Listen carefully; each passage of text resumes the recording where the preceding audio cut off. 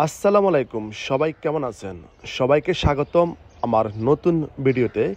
আজকে আমাদের গন্তব্য হচ্ছে বজরা শাহী মসজিদ, নোয়াখালী ঐতিহাসিক বজরা শাহী মসজিদ, যা জমিদার আমানুল্লাহ 1741 সালে এটা প্রতিস্থাপন করেন।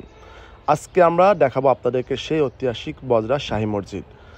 আমরা গেট, যে মূলত প্রধান গেট, ওই ফটক ধরে আমরা ভিতরে প্রবেশ করছি এবং দেখাচ্ছি আপনাদেরকে বজরা শাহী মসজিদের কিছু অংশ। এটা হচ্ছে বাইরের অংশ। আজকে যেহেতু জুম্মার দিন এবং সাথে পবিত্র শবে বরাত, সেজন্য আজকে প্রচুর মানুষ হয়েছে। বিশেষ করে এখানে জুম্মার দিনে প্রচুর মানুষ হয়, যা আসলে বলার বাইরে।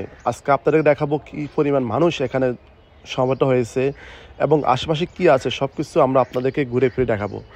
তাই ভিডিওটি স্কিপ না করে সম্পূর্ণ ভিডিও দেখার জন্য অনুরোধ রইল।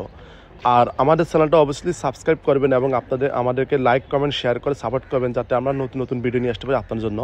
আমরা মূলত নোয়াখালী যে ঐতিহাসিক স্থাপনাগুলো আছে বা জায়গাগুলো আছে সেগুলো তুলে ধরি আমাদের ভিডিওর মাধ্যমে। যারা প্রবাসী বাইরে আছেন, দূর থেকে আমাদের ভিডিও দেখতেছেন, আপনাদের এই ফানের বা আবেগের জায়গাগুলো আপনারা খুব মিস করতেছেন, তাদের প্রতি আমাদের আন্তরিক ভালোবাসা রইল। আপনার স্পেশালি আমাদের ভিডিওগুলো শেয়ার করবেন এবং সবাইকে দেখার সুযোগ করে দিবেন। এটা হচ্ছে আমাদের নোয়াখালী ঐতিহাসিক বজরা শাহী মসজিদ, যেটা সবাই চিনে এবং সবাই এখানে হয়তো এক না একবার আসছে এখানে নামাজ পড়ার জন্য।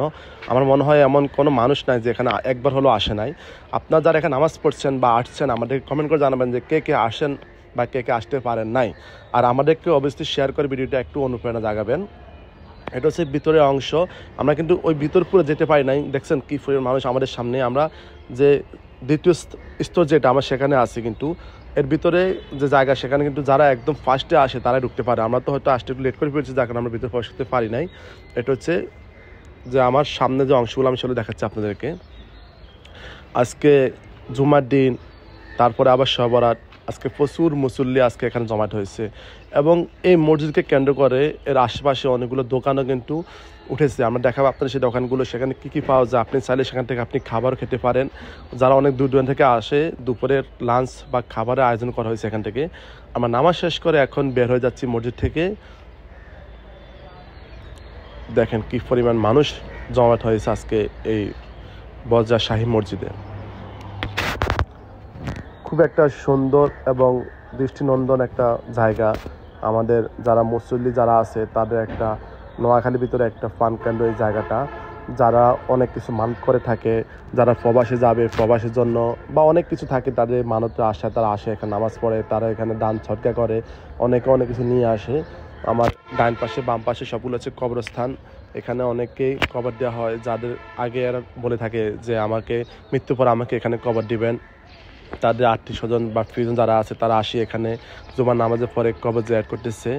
আর যেসব বাইরে হুন্ডা নিয়ে আসতেছে তারা ধীরে ধীরে এখান দিয়ে বের হইতেছে, যে মূল ফটক সে গেট দিয়ে বের হইতেছে।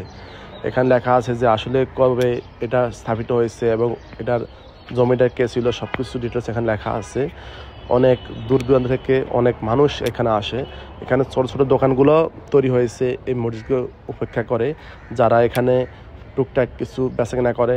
যারা আগমন, যারা দর্শনার্থী আছে বা যারা মুসল্লি যারা আছে, তারা এখানে দুপুরে খাবার খেতে পারে এবং তারা কিছু কেনাকাটা করতে পারে। আশেপাশে অনেকগুলো দোকান উঠেছে এখানে।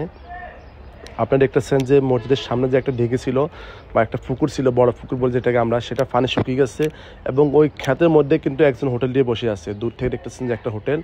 আমি সেটা দেখাচ্ছি জুম করে আপনাদেরকে, দেখেন সব কিছু পাওয়া যায় এখানে। যারা দেখতেছেন আমাদের ভিডিওটা, এখানে ক্ষেতের মধ্যে একটা হোটেল দিয়ে বসে আছে ভাইয়া।